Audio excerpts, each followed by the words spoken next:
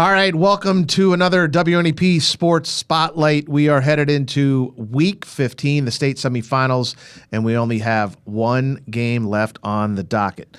Thanks once again for joining us. I'm Sports Director Steve Lloyd, along with Courtney Harrison and Eve Hernandez. We've been out and about all season long, and last week we went 1-5 in those state quarterfinal games. And the lone game remaining to a state semifinal, Southern Columbia Tigers taking on Lansdale Catholic. That game Friday night, 7 p.m. down at Lehighton, and a return trip to Lehighton for Lansdale Catholic. They were able to defeat Williams Valley last week. So Jim Roth and the Tigers rolling once again, winning their game last week pretty handily.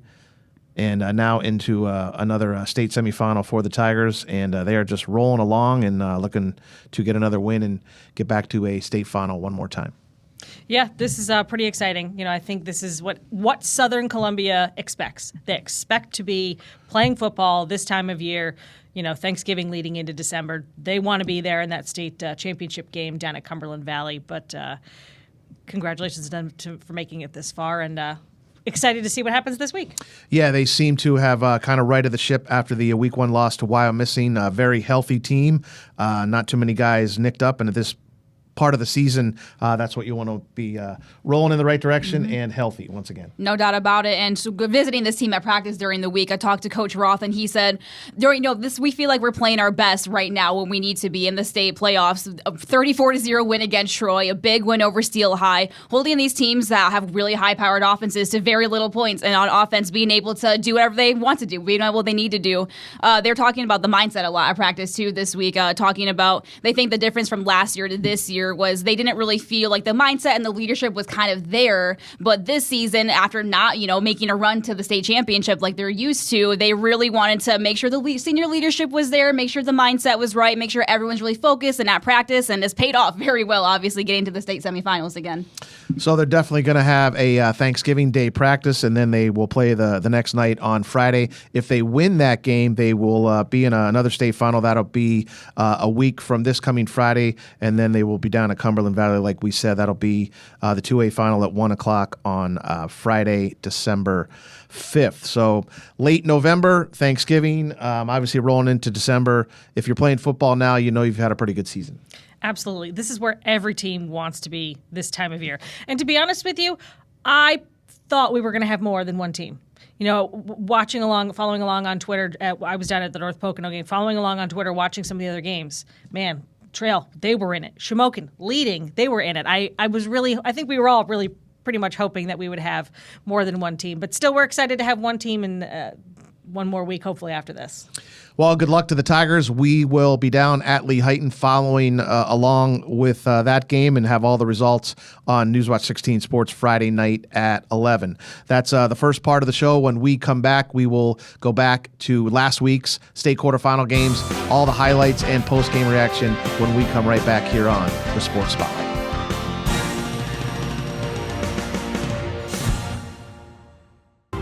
The Wilkes-Barre-Scranton International Airport, AVP, is your gateway to everywhere. Start here with safe, convenient, terminal-connected parking, quick check-in, and short lines at TSA. Fly on American, United, or Breeze Airways and connect to destinations throughout the USA. You can go nonstop to Chicago, Washington, D.C., Philly, or Charlotte. It's that easy. When you return, there's quick baggage claim and parking nearby. You're on your way faster at AVP.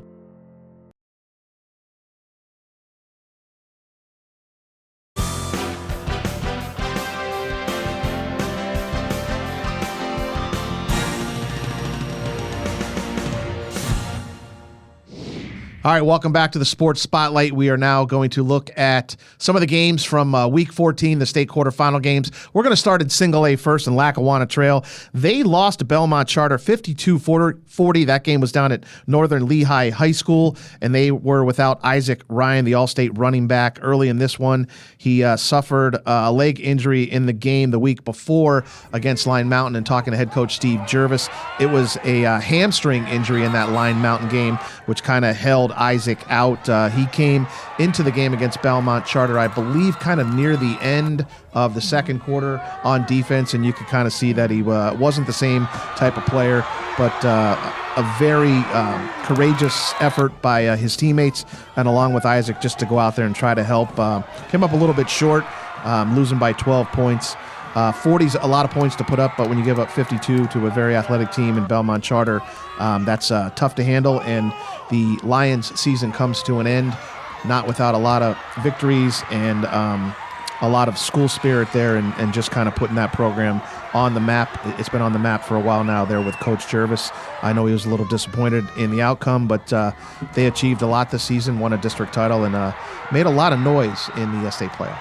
Yeah, absolutely. And this is the fourth time in program history that they've had at least 12 wins to finish the season. So a lot can be said about how great this team, how great this program has been. Man, what a bummer.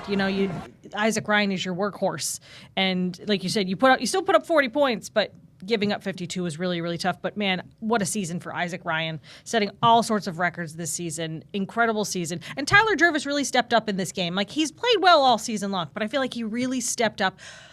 There were some big mistakes though that they made, turning over the ball.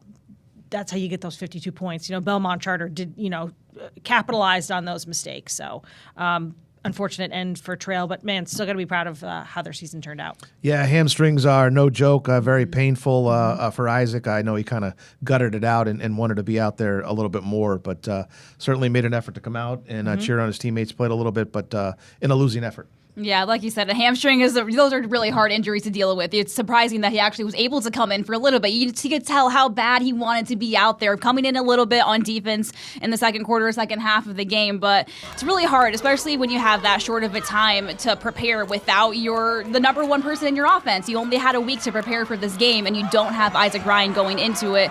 I feel like it definitely probably would have been a different result if he was in the game. Of course, we know how much Trail can score, but giving up 52 points on defense, very tough. And like you said, Courtney, the turnover is definitely playing a part in that. This time of the year, you really cannot give the other team extra possessions because it'll come back to bite you. And for Trail, unfortunately, it did in this game. But what a season for Lackawanna Trail. A great, great effort all year.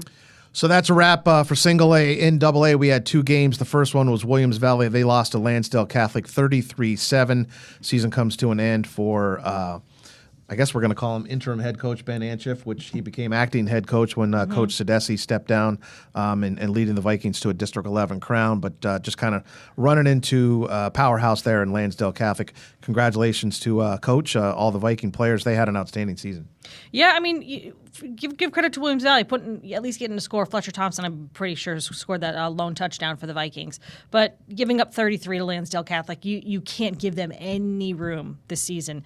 When we had talked to, when Lakeland was getting ready to play them 2 weeks ago, they make mistakes, they make penalties, but even still, you have to be able to capitalize on those mistakes that Lansdale Catholic does make because, obviously all these teams are human. But, hopefully Southern has taken some notes from that Lakeland game, taking some notes from this Williams Valley game, and congratulations to the Vikings on this season. Yeah, Courtney, all season long we talked about how tough Double A was. Yeah, Troy in there, Riverside, Dunmore, Lansdale Catholic, Schuylkill Haven, who lost to Williams Valley. Obviously a team that could have made it to Cumberland Valley. Out in the western part of the bracket, people are kind of looking at Farrell and Southern maybe in a rematch. Yeah.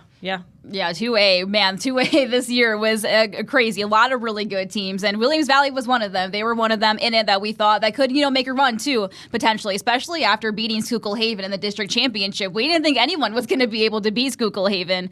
Tough season for Williams Valley, obviously losing Coach Sadesi, Tom Sadesi during the year. Interim head coach Ben Anschiff stepping in, and he did great, for the Vikings, and still being able to get this far. A lot of adversity they had to come through this season. I know they had some injuries they were dealing with too, and some things like that. But getting this far, definitely still a great season for Williams Valley, something they can try to build on in the next few seasons. But I know they got a lot of seniors on their team, so it'll probably be a little bit of a restart for them going forward.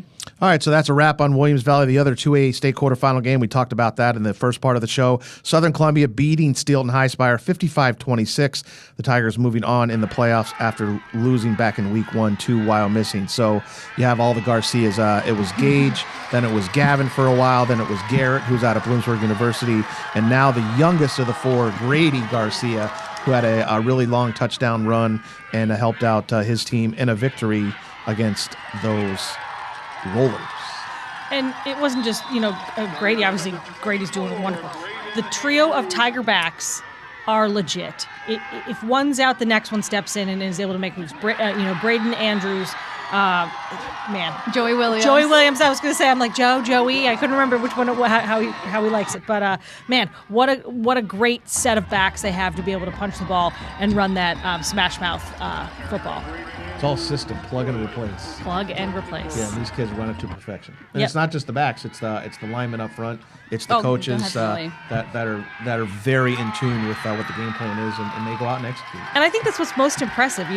Jim Roth doesn't need to change the recipe. The recipe works. It works every single time. You just have to find the best ingredients. Especially at this time of year, in the winter and the rain and the snow and the weather, you want to be able to run the ball well. But you're talking about Grady Garcia, some of these backs. Grady Garcia had 111 yards on 10 carries last week. Braden Andrews, 132 yards on 8 carries. That's very little carries for that much yardage that they were able to do. And between the three backs, 5 touchdowns between them in that win last week. And then on defense, like we talked about their defense too, holding Troy to 0 points. That's something no team has done all season. Southern has had 5 shutout wins this season on defense. So they're just coming together on all sides of the ball. They're just been dominating their teams. And man, this game with Lansdale Catholic is going to be interesting. So for Grady, he's got hopefully a couple games left, and he's got 2 more years left. He's only a sophomore. He's a sophomore, which is kind of crazy. I'm talking to some people, and we're not previewing next year already, but certainly Southern's going to be up there at the top. I'm hearing a lot of things, great things about Shamokin, Reavers back for Schuylkill Haven, and then I'm hearing a lot of really good things about Berwick. Obviously, they had a freshman QB in there. So there's 4 teams to look forward to in 2026. So that's a wrap for 2A. Now we're going to go to 3A, and Scranton Prep Cavaliers just making an outstanding run here. District playoffs, state playoffs, but they lose to Northwestern Lehigh 42-14 for the second consecutive season, and both those games down at Berwick. So maybe Scranton Prep can get off the schedule of playing Northwestern Lehigh and going down to Berwick in the state playoffs, because things just do not go very well against that team, team that won the state title last year, and the Tigers down there, Northwestern Lehigh, New Tripoli on 309 there, rolling along and knocking off Scranton Prep and Coach Terry Gallagher and his team.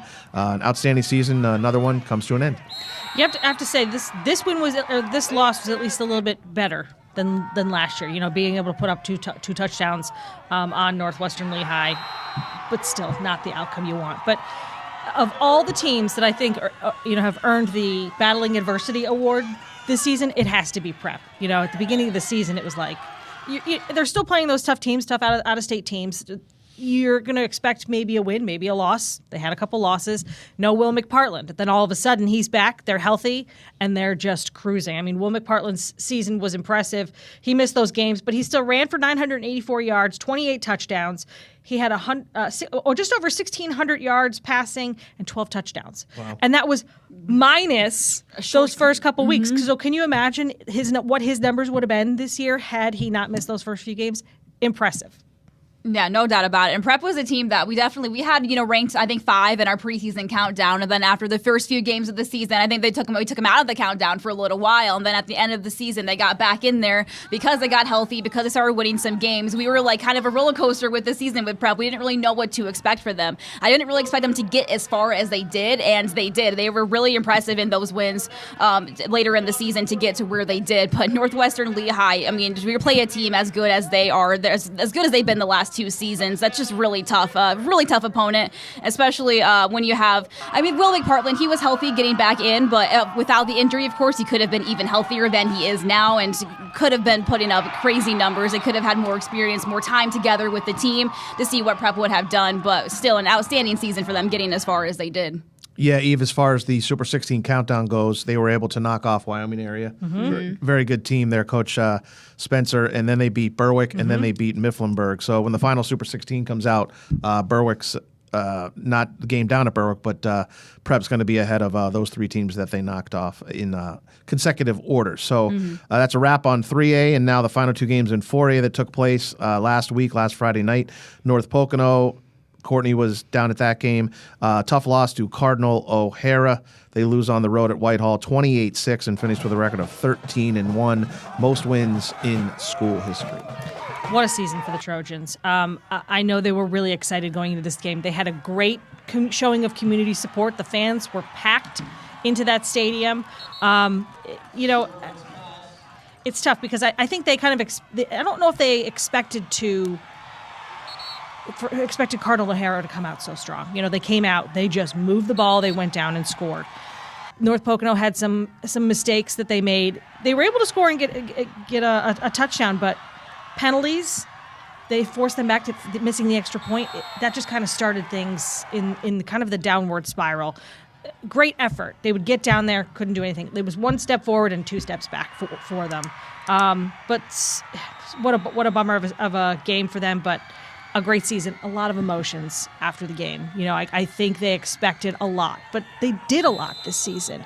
I talked to Coach Dolan after the game, who was holding everything back. He's a feelings guy, and he lays it all out on the line. And we talked to him at the end of the game. We're so grateful to our kids, right? I mean, obviously tonight is what we want it to be, but got to give them credit. They're a better football team. They beat us around, and they deserve to win. But our kids fought, and I'm so proud of everything we accomplished, right? I don't think we could be defined by this game, and I should have said that to the kids. We're not defined by this game. We're defined by a whole season and what we've done for a community. All right, thanks for grabbing that with Coach Dolan, Courtney, and outstanding season for the Trojans. A very balanced team offensively and defensively, and they will certainly have some kids on that dream team coming up here in January. The last 4A game was Shamokin. Eve was down at that game, and a tough last-minute loss to Southern Lehigh. Their season comes to an end, 30-27, and Shamokin had a 27-15 lead, gave up 2 touchdowns in the loss, and finished with an overall record just like North Pocono of 13-1. So tough road to hoe there for Coach Persing, losing there in the last minute of the game. And what did you take from, obviously, the fourth quarter? Yeah, I mean, this game was really back and forth the whole time. But the fourth quarter, Shamokin had a lead. They were up by 2 touchdowns going into the fourth quarter. After Logan Steele had a pick 6 in the third quarter, you were like, wow, Shamokin might actually run away with this. But watching that fourth quarter play out, they were obviously trying to run the ball, conserve their lead. Understandable, definitely, when you're up by that much. But in doing so, they weren't able to get any first downs. There was not one single first down for Shamokin in the fourth quarter. And then on defense, their defense right back on the field, tired at the end of the game. They were able to let Southern Lehigh kind of go down the field and score a couple of times, and then they scored with 1 minute left to take a 3-point lead, and so Shamokin had 1 minute left to try to tie the game. If they got a field goal, they would tie the game at 30 and being able to fight it out in overtime. But the first play of that, Logan Steele unfortunately threw an interception to the running back, Sean Stecker. Sean Stecker had the game-winning touchdown and then the game-sealing interception for Southern Lehigh. Really tough way to lose for Shamokin. When you were there watching it play out, kind of just felt like Southern Lehigh won the game somehow. Didn't really feel like Shamokin lost the game. It felt like Southern Lehigh did what they needed to do to win, but great effort by Shamokin. This was a great game to watch. Just watching it play out all night, back and forth all night. Really great game, great effort by both teams. I talked to head coach Mark Persing after the game, and here is what he had to say. These kids have done everything that we've asked of them. We knew it was going to be, our biggest test contained in this offense, and I think we did a fantastic job. Unfortunately, you end up on the wrong side of these losses every now and then. It was a memorable year. We did some amazing things, but we'll be back. All right, thanks, Eve, for that report, and Coach Persing. And like we said, the Indians with an outstanding season, 13-1. They certainly should not hang their heads with that effort. Another great run for them, and they'll have some pieces back next year in 2026, and we will check in with the Indians coming up next fall. All right, when we come back, we're going to get into some of the new classifications coming up here in the PIAA. They just released those numbers for the next 2-year cycle. We'll look at that. We'll also talk a little Penn State, a little Notre Dame, some NFL, and the Susquehanna Riverhawks football team moving on in the NCAAs. Coming up next here on the Sports Spotlight.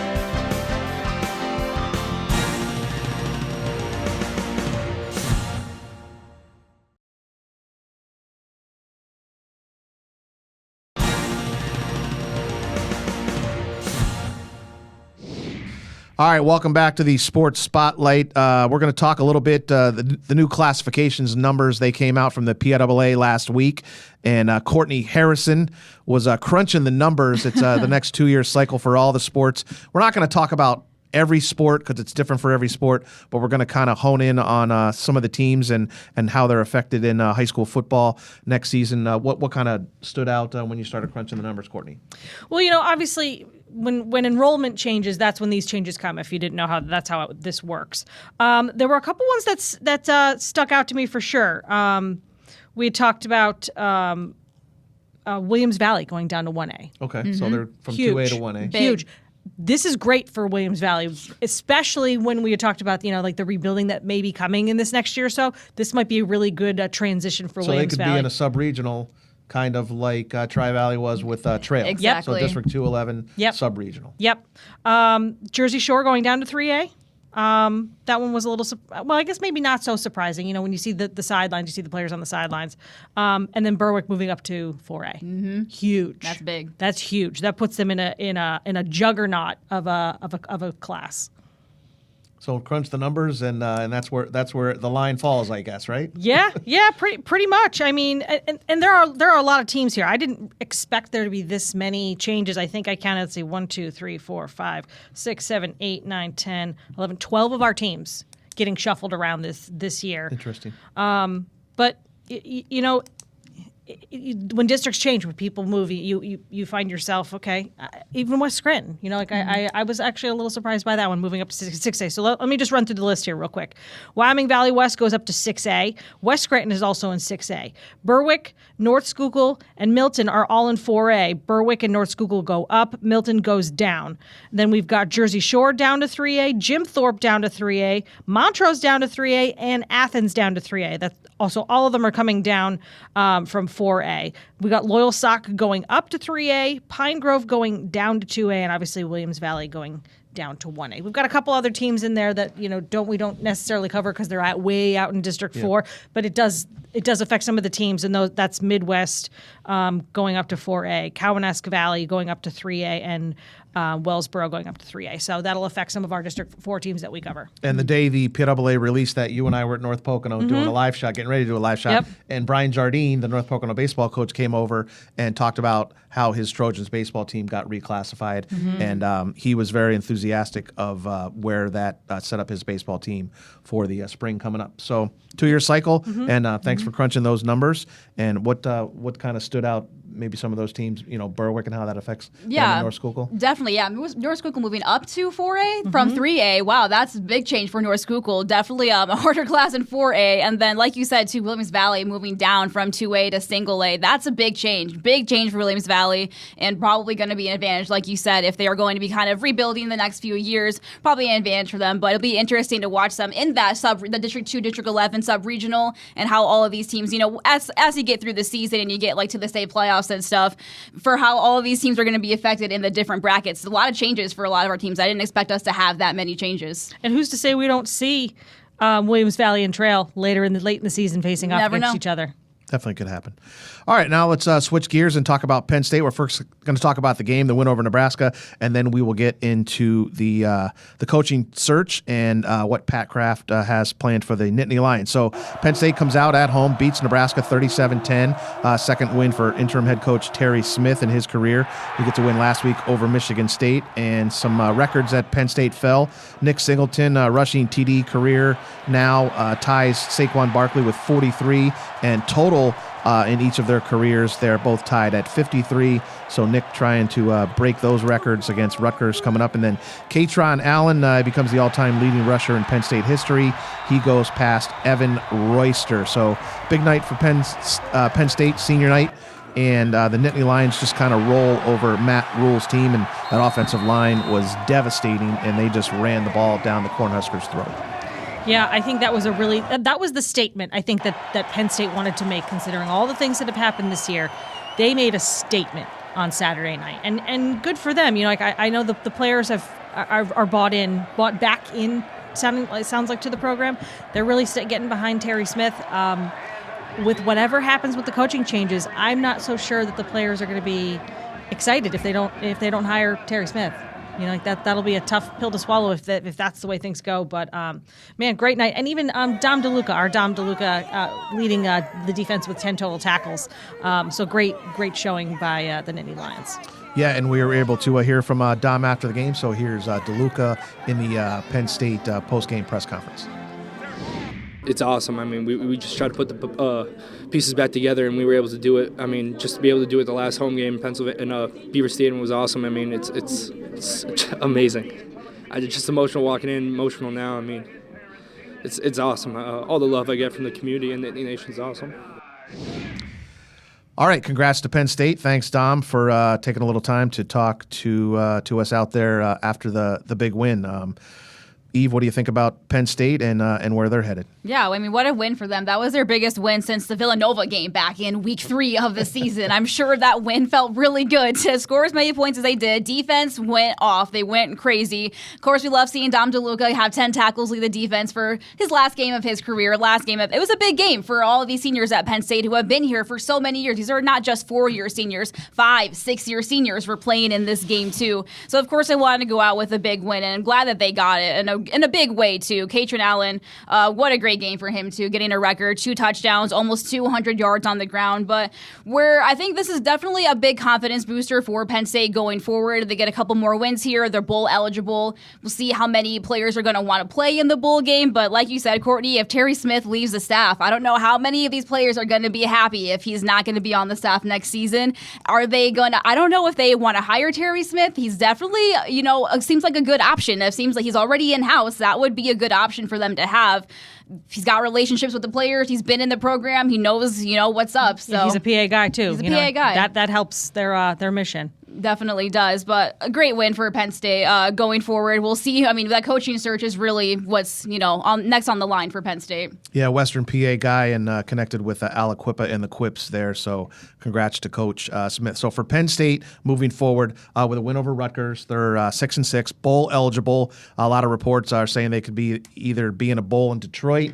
Possibly a bowl game out in Phoenix, or possibly the Pinstripe Bowl at Yankee Stadium against Pitt. We will find out more about that here in the next, 10 days or so, what's going on. As far as the coaching search goes, I think Coach Smith expects an interview from Pat Kraft. A lot of people have been talking about Bob Chesney. So Chesney's a Coltmont guy. He's the head coach at James Madison right now. He graduated from Our Lady of Lourdes High School, played a little football there. Since then, they've dropped football. And then he went down and played at Dickinson School of Law, a little football there, and then came back and had a short stint coaching. I've talked to some people. I guess his first job, he walked into one of the offices at Shenandoah High School and asked if he could kind of get into coaching. So a lot of Schuylkill County roots. He's from Coltmont, and he's just kind of made his progression through D3, D2. He coached at Salve Regina, coached at Assumption, coached at Holy Cross in the Patriot League against Bucknell and Lehigh and some of those teams. And now he is down at James Madison, and he has them on the verge of making the college football playoffs. They will be hosting the Sun Belt Conference Championship game on Friday the 5th, that game on ESPN, and then they have to play Coastal Carolina coming up this week. So that's a name to keep an eye on. Brian Hartline, the offensive coordinator at Ohio State, and then there's a plethora of coaches from across the country that have been associated with this job along with Coach Smith. Yeah, and there's tons of coaching jobs open right now too, which kind of makes things. Is it a coach's market? Is it a team market, like a buyer's market, seller's market? You never know if there's options out there. So I guess we'll just have to wait out and see how it goes. But as you said, Chesney would be a great connection, and all roads always lead back to Northeast PA. All right, switching to the NFL, the Steelers without Aaron Rodgers. Mason Rudolph held on for a while, but in the end, the Bears take down Pittsburgh, and Pittsburgh just kind of falling back now in the wild card race and no longer leading that division, the AFC Central. The Ravens are pushing forward, and just not sure what direction the Steelers are going right now. Yeah, without Rodgers, there was some uncertainty there. Mason Rudolph having to step in. So many turnovers, too many turnovers that the Bears decapitalized on. The Steelers owned time of possession in this game. If you looked at time of possession and how many rushing yards that they had, you would have thought the Steelers won until you looked at the scoreboard and was like, oh no, the Bears won by 3. You got to figure out how do you move forward. We always talk about like having too many veterans on the team, and I think there were high hopes this season. They had some great wins this season. Where do you go from here? They seem to be aging in front of our eyes. A tough loss for the Steelers. Yeah, a tough loss. And, with Mason Rudolph starting this game, we weren't sure going into this game if Rodgers was going to be in or not. More points than I expected to be scored in this game. Steelers defense giving up 31 points to the Bears, not something you really want to see, something the defense probably going to need to shore up. Like you said, a lot of veterans on this team. They play like the Bears, a team with a lot of younger guys on their team. So when you get, we got younger guys in the league, they're just faster. They a lot of the times, but the Steelers, good coach. They know what they're doing. Definitely on that side of the ball. It's just they got to get the turnovers definitely contributing to that. The Bears have some ball hawks on their side, but the Ravens, so they got Lamar Jackson back now. They were down after he was out for a couple of games, so they're starting to make their way back up in the AFC North there. And with the AFC, there's a lot of good teams in this AFC right now. A lot of wild card teams. They could really go anyway. Still got a few weeks left to see, but they're going to need to rack up some wins here if they want to be in the playoffs. So switching conferences and switching across the state, we go down to South Philly and the Eagles. They had a 21-zip lead on the Cowboys. They lose 24-21 game-winning field goal and just a devastating loss for Philly. They're still in the lead. I believe they're tied for the number 1 seed overall in the NFC, but they're a little nicked up, losing some guys and just not producing there in the second half of that game. These two teams don't like each other, and they play like they don't like each other. There were a lot of emotions coming into this game. I know the Cowboys, losing Marshawn Nealand.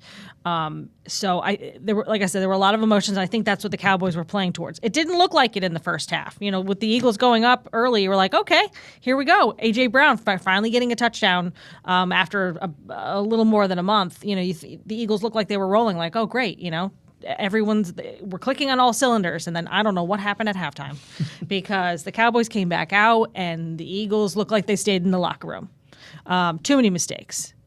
I don't know if offense they weren't communicating what was happening, whether they were unsure of the play calling. I don't know, but as an Eagles fan, it was very upsetting. I changed the channel. Yeah, and now, Courtney, it's a short week for the Cowboys. They play Thanksgiving Day against the Chiefs, and obviously a short week for the Eagles. They get the Bears. Two tough games for those two teams. Obviously, the Cowboys still chasing the Eagles in the division. Oh, yeah. When you have Brandon Aubrey on your team, that's a big advantage. He can kick a field goal from anywhere. So him to kick the game-winning field goal in this game, not surprising. But these two teams, it's a division rivalry game. You never know what's going to happen. Even though you think the Eagles should handily beat this team every time they play, that's not going to happen just because of the rivalry and the emotions in this game. So not kind of surprised to see the Eagles blow a 21-point lead. Yeah. Yes, I am surprised to see that defense. Come on, Vic Fangio. What are you guys doing over there? That's you don't want to see that happen, but a tough, they shouldn't have lost the game the way that they did, but the Eagles still one of the best teams in the NFC. This is just one of those games that it's like that kind of just got away from them. Every team has some of those, every now and then in the season, but Eagles still a top team in the NFC, like you said, up there with the Rams, Steve. D2 football playoffs. Congratulations to the Kutztown Golden Bears. Woo! Go Bears. A big win over Bentley. They moved to the second round. And then in Division 3, down in Selinsgrove on Saturday, Eve and I were there. Susquehanna, big win over Washington and Jefferson, nicknamed the Presidents. It was Susquehanna winning 38-32, and now they will be at Christopher Newport, NCAA second round Saturday at noon. They previously played earlier in the season with the Riverhawks losing to Christopher Newport 41-27. That game back on September 27th. I guess the weather turned bad late in that game, and the field conditions were atrocious, according to some insight from some of the Susquehanna people that were down. So they're expecting a little different outcome. Quarterback Josh Ehrlich, 3 TD passes, and then Rashawn Lamons had 124 yards and a score for Susquehanna. So a big win for them at home on Saturday. Yeah, watching Rashawn Lamont do his thing every week is awesome. I remember he was a freshman last year, and he took D3 by storm with everything that he was able to do. Some teams definitely bottled him up a little bit more this year, but big player in this game too, especially in the very end of there. They put him in the Wildcat to get a first down. They needed 1 yard. He got 9 in the Wildcat in that play to run out the clock and get the win in this game. Great win for Susquehanna. That was definitely a back and forth game. It could have gone either way watching it played out. Washington and Jefferson made some some really good plays, made some good plays on defense too, but a lot of turnovers. Susquehanna definitely committed some turnovers, but capitalized on some turnovers also. And playing Christopher Newport again a second time this season, it's going to probably turn out different when you play a team 2 times in a row. Each team's going to throw in some different things in there, but when you got a running back like LaShawn Lamont, just feed him, and hopefully things will go your way. Yeah, and Eva, big play right before half, blocking the attempted 36-yard field goal by the Presidents and a scoop and score for 6. That changed the momentum. They went out in the third quarter, scored, but like you said, Washington and Jefferson never gave up. Susquehanna had to have some late turnovers, and they ran out the clock in the end and picked up another win. Yeah, and that was a big. That's big for the Riverhawks to get that one kind of out of the way, because your next opponent is the one that has your number. I think that they were able to they probably celebrated for a short amount of time, but it was probably right back to work, because you have to be able to clean up those mistakes, because you can't make those mistakes against Christopher Newport, because they will completely take advantage of that. I know the Riverhawks are probably super excited to be back into this tournament. They're very familiar with it. They made it really far last year into the semifinal round before losing to the the eventual national champion. But I'm excited for them, and hopefully they can turn something out this week. So after the NCAA 10-minute cool-down period, we were able to get some post-game out there from the winning Riverhawks. Well, this game changed on a dime near the end of the second quarter. The Presidents attempting a 36-yard field goal to take a 6-point lead, but the Riverhawks block it. Romero Lavalis Jr., the scoop and score. Susquehanna goes in at halftime up 21-17 and holds on here to win in the first round of the NCAA Division III playoffs. We knew we'd face adversity, which we did pretty quick, and but we fought through it, and I thought we kind of dominated the second half at pretty good stretches, especially running the football and then putting them in some long situations, which was really good for us, and really happy there. And to see our guys get another win in a game like that is awesome. It's a lot of things that go into it, so you may call it a superhero, but I think we call it a super team. I think, like, you can't have a Batman without Robin. Like, you feel me? Like, it's things like that. So I think this team right here is just special. We have a lot of playmakers. Yes, we do. To go out, set our seniors out as winners on their home field is another part of it that's special to me, and I think we're all ecstatic to be moving on. Steve Lloyd, Newswatch 16 Sports, Selinsgrove. All right, congratulations to Susquehanna. Good luck this Saturday down in Virginia, about a 6-hour bus ride, and we'll have the results Newswatch 16 Saturday at 6, 10, 11, and then into Sunday morning. When we come back, we're going to go over our overall pick records, and we're going to give out some MVP awards and some head coaching awards in District 2, 4, and 11 when we come back on the Sports Spotlight. Stay with us.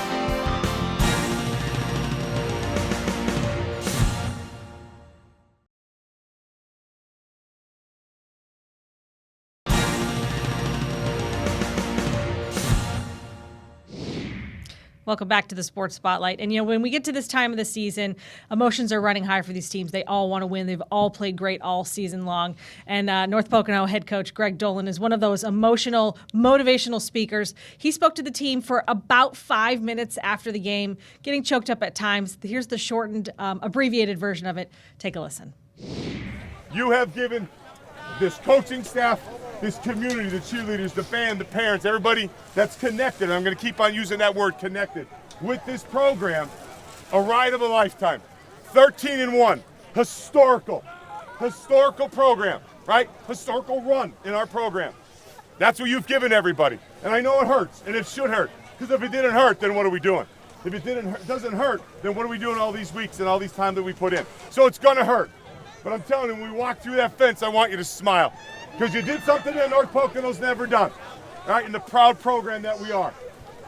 You won the league, you won the district, you won 13 games, you won a state game. This is what it takes. And that's what you did. You connected a community. You connected from older people to younger people to young kids to cheerleaders to people in the school to people that played. You connected a people, and you took us on a ride for 13, 14 weeks that we all love, and we escape on Friday nights, and we come watch you play.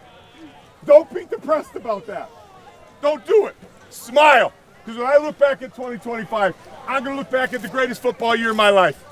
And I'm going to think of every single kid and every single cheerleader and every band member and everybody that's part of this program and say, wow, what did we do?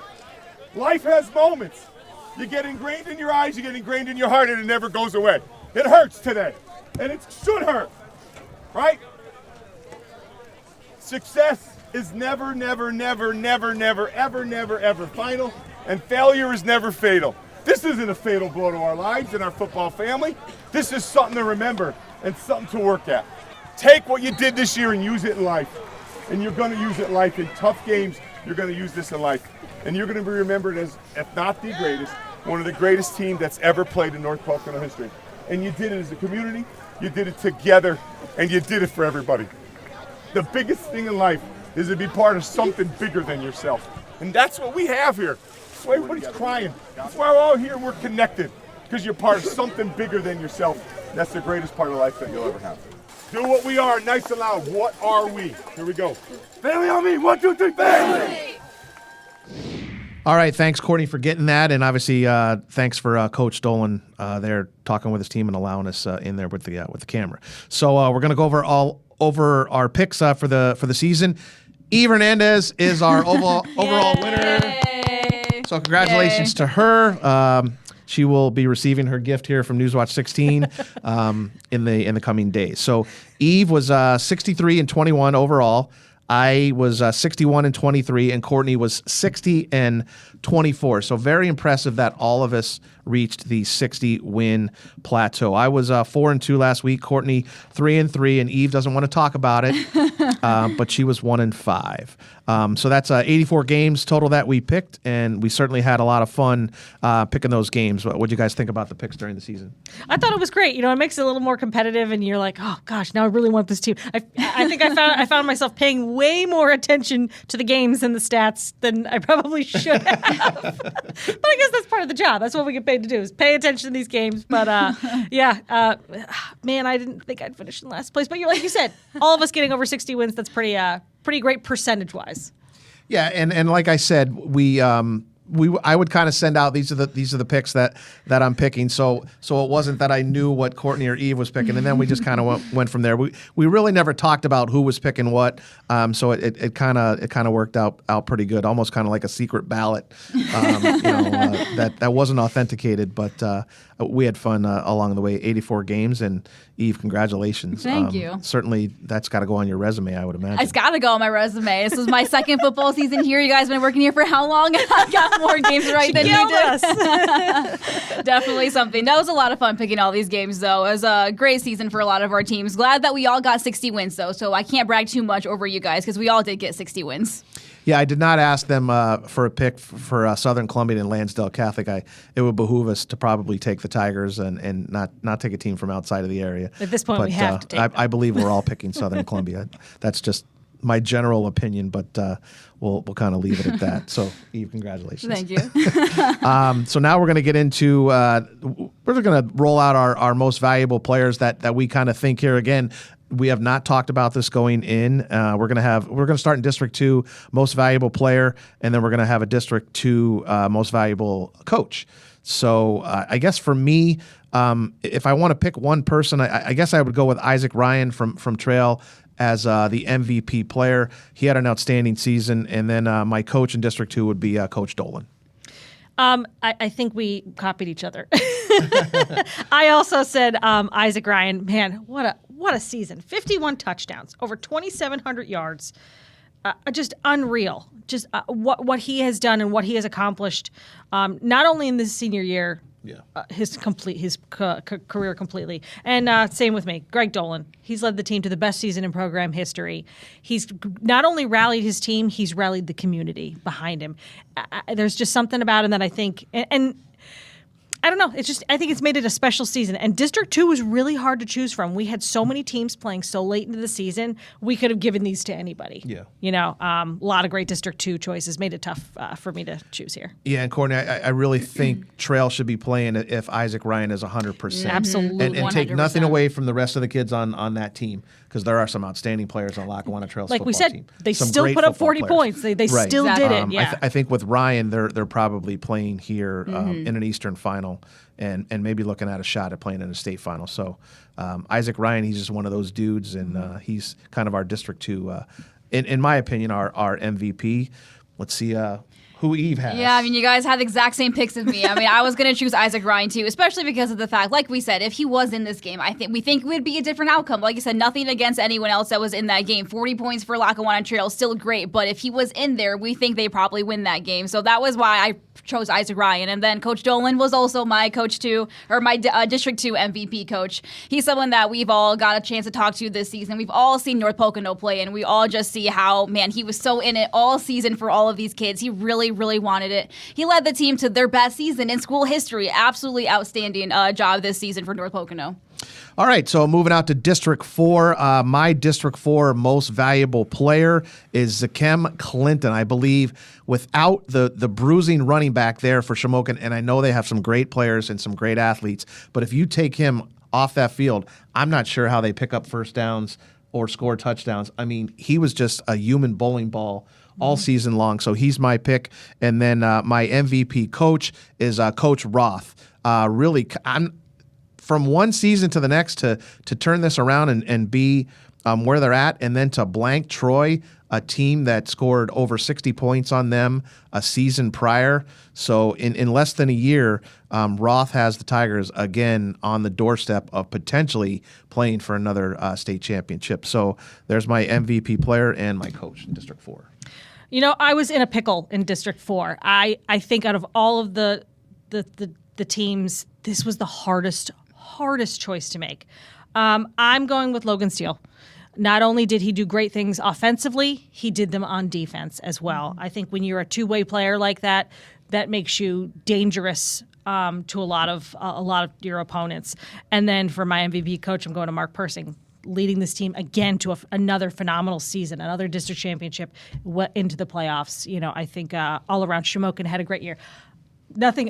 Jim Roth was my number 2. Like, I'm like, man, he turned this around. But at the same time, like, it's hard to have a great season as Shamokin did last year and match that. And they matched it and did it one better. So, I'm giving it to Mark for that reason. Definitely understand. Yeah, definitely. I mean, that was really hard for me too. District 4 MVP. I didn't know who to choose either, but my picks were between the two that you guys picked. It was either Logan or Zakem for me. I am going with Logan Steele as my District 4 MVP. I've seen Shamokin play, I think, 4 times this season. I've covered them a lot this season. Just watching the effort that he plays with, not just at quarterback, but on defense. He is really good playing safety, and he's also their kick returner. People don't like to kick the ball to him, obviously, on returns, because if he gets one, he's taking it to the house. He's taken multiple to the house this year. So many interceptions, a lot of pick sixes, and then, of course, leading the offense in the best way that he's been able to this season. So we got some similar picks, which I'm really not surprised that we have similar picks. My District 4 MVP coach, I was also going to go with Jim Roth for turning the season around, getting the Tigers back to another district championship state championship run after, a tough season last year, a season that they were not used to having after winning 7 straight state championships. But the formula, like we said earlier, still works for Coach Roth. His game plan, I mean, he's got so much experience, so much knowledge in his head. He knows how to game plan and get his team ready to play at this time of the year, and they're playing at this time of the year again. So I'm going with Coach Roth as my District 4 MVP coach. Yeah, and I know there's a book out on Coach Roth and the Southern Columbia Tigers, so make sure you make that a stocking stuffer. I would like to get my hands on one up here, too, at Newswatch 16. So, all right, let's move out to District 11. My MVP player, Schuylkill running back down there, Colton Reber. Right, had an outstanding season for him. And then MVP coach, I'm going to give it to Coach Anchef, stepping in there, leading the Vikings to a District 11 title. Obviously, Coach Farr had an outstanding season, came up a little bit short in that D11 title. So, co-MVP there for Coach Farr. But I'm going to give it to Ben, former baseball guy, and congrats to him.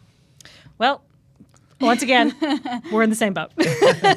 Coach Reber obviously had a great season. I think at the beginning of the season, I don't think we would have expected this from him because, Nico Carastia was the guy that we were all expecting. Kudos to Colton Reber for having such a great season. And also going with Ben Anchef, stepping in to a lot of noise, a lot of drama, being able to get this team refocused and take them as far as they did and beating Schuylkill in the district championship. Great season. We're going to make it a clean sweep here in District 11. You guys have the exact same picks as I did. I was going to go Colton Reber and with Ben Anchef for my district, my MVP players. Colton Reber, like you said, we didn't really expect it going into this season. Nico Carastia is Schuylkill Haven's #1 guy, but you talk to Mike Farr, he'll say we don't have just, he's 1A, we have 1B, C2. They're all the same to him in the forms of like the talent they have and the way they're able to run the ball. Colton Reber, outstanding season. So many touchdowns scored this season for him. And then Ben Anchef, like we all said it. We all mentioned it. Him leading the Williams Valley to this far again in the state playoffs. Great season for them. Even though they dealt with a lot, still able to get this far. We'll see what they can do in the future. But clean sweep for us in District 11. Yeah, and maybe Colton's family can have a meal prepared for all those kids on that offensive line, fullback, anybody that blocked for Colton along the way. Yeah, seriously. I know we talk about Colton all the time, but we got to give a shout out to the kids up front. They're doing all the dirty work, so maybe a meal prepared for them over here over the Thanksgiving Schuylkill break. Haven's line can be co-MVP. There you go. There you go. Yeah, and Ben Anchef, everybody can kind of hoist him up and congratulate him. All right. As we head into the Thanksgiving Day games, obviously 3 games in the NFL. The Eagles play on Friday. On Friday right here, it's back to the SEC on ABC. So SEC is Steve, Eve, and Courtney. SEC, not the Southeastern Conference. So at noon, it's Ole Miss, Lane Kiffin taking on Mississippi State. 3:30, it's Eve's Georgia Bulldogs taking on Georgia Tech. And then at night, Texas A&M taking on Texas. The Dogs, you always say that's a competitive game. The Georgia is always a competitive game. As much as we don't like it to be, it is. Georgia Tech, Brent Key has turned that program around the last 3 years. They have been absolutely outstanding. This game used to not be competitive. For a long time, it wasn't competitive, but the last 3 years, Georgia Tech has given us fits. This year, I don't expect anything different. They want to beat us as much as possible. The Dogs are not going to want to let that happen. This is going to be a good game, but of course, I'm going to go with my Georgia Bulldogs in this one. I don't think Tech's going to win. All right, so a programming note on Friday, no early news, so no 5, no 6, no 7. We will have Newswatch 16 at 10, and then after the football game, which is the Texas A&M Texas, we will have Newswatch 16 at 11, so join us for all the news with Scott Schaefer. Jeremy Lewan will update you on the weather for going into the weekend and next week, and then I will be here for the sports on Friday night, and then we'll have highlights of the Southern Columbia and Lansdale Catholic football game on Newswatch 16 Sports at 11. Saturday, join us at noon. Miami of Florida taking on Pitt. Pitt is looking to get into that ACC championship game. That game is at Acrisure Stadium, so you can watch that game right here on WNEP. Then at 3:30, it's LSU Oklahoma, and at night, Alabama Auburn. A lot of great football games. Courtney, on Thursday, Friday, Saturday, and Sunday. The Thanksgiving lineup is the greatest. I don't know. I mean, maybe they do it on purpose because they know everybody's home, and if you want to sit and watch a good game, then you have choices, and you have difficult choices. So I'm looking forward to sitting around on Thursday and watching, after I've done cooking, that is, watching games on Thursday, the games on Friday, and then I'll be here Saturday, but I'll have my TVs on and try not to make too much noise in there. The Wilkes-Barre area Wolfpack, they're hosting a tournament down there in Wilkes-Barre. Holy Redeemers playing in that one. And Charlie Schaefer for the Royals. Hey, Charlie. Scott's son, Charlie, hopefully will be in there for Coach Guido, getting some playing time for Holy Redeemers. So good luck to Charlie, and good luck to Scott there watching his son play some hoops. All right, so our non-picks from last week, Penn State winning 37-10. We all had Penn State. The Eagles lost. We all had the Eagles. Duh. Bears over the Steelers. I had Chicago. We all had the Lions winning over the Giants. That was 34-27. And then the Ravens rolling over the Jets 23-10. The Jets just and the Giants in free fall. Tough. So that's it here for Week 15 of the WNEP Sports Spotlight. We would wish everybody a happy Thanksgiving, and we want to go here with final thoughts. And I know I talked to Eve and Courtney a little bit, but just a few things we're thankful for here at the station, and then obviously anything involving all of our families. Yeah, I'm super thankful for taking a chance to be able to break down these games in this show, because we can't do it all in the time we have on TV. So this is a really great chance. I'm really thankful that we were able to do that and get to chat about it and get to humbly brag for some of these players. So that's something I'm thankful for, and I'm thankful for my family and health and my girls. No. My girls Stella and Yukon. Of course, of course. Despite whatever UConn choose. Still over. Eve, just some final thoughts. Could be football related and things that you're thankful for here as we finish out the year of 2025 here. Yeah, this football season has just flown by. I feel like it's gone so fast. I can't believe we're already at the end of it. We've got one team left in the state playoffs right now. Super thankful to just be covering them all year and just being able just to be in this area. This is a new area for me. Like I said, I've been here for 2 years now. So just another season here is what I'm thankful for. And so, of course, my health and us making it all out of football season alive and well and unscathed. That's what I'm thankful for, definitely. And then definitely thankful for my family. Like I said, I'm not from here. I'm from Michigan. My mom's just making the trip for Thanksgiving this week to come visit me. A 10-hour drive from Michigan. So thankful for my mom and for my family coming to visit me definitely for this Thanksgiving because I don't get a chance to go home very often. All right. Definitely thankful for the opportunity to be able to, host this show along with Courtney and Eve. It's been a blast. All the people behind the scenes make it really worthwhile, and they kind of make the show sizzle and putting everything together. So thankful for having them help us out all season long. Wish everybody a great Thanksgiving. Avoid any kind of injuries. We never like to see that out there on the football field. And good luck to Southern Columbia. And then obviously thankful for all the health in the family. Thankful for having my wife, Amy, along the way, and our son, Zach, as he wraps up his junior year here at Wilkes. Boy, that's flying by. So everybody, once again, happy Thanksgiving, and good luck to all the high school football teams, basketball seasons as they get started. So thanks again, once again, for joining us here on the Sports Spotlight, and we will see you again next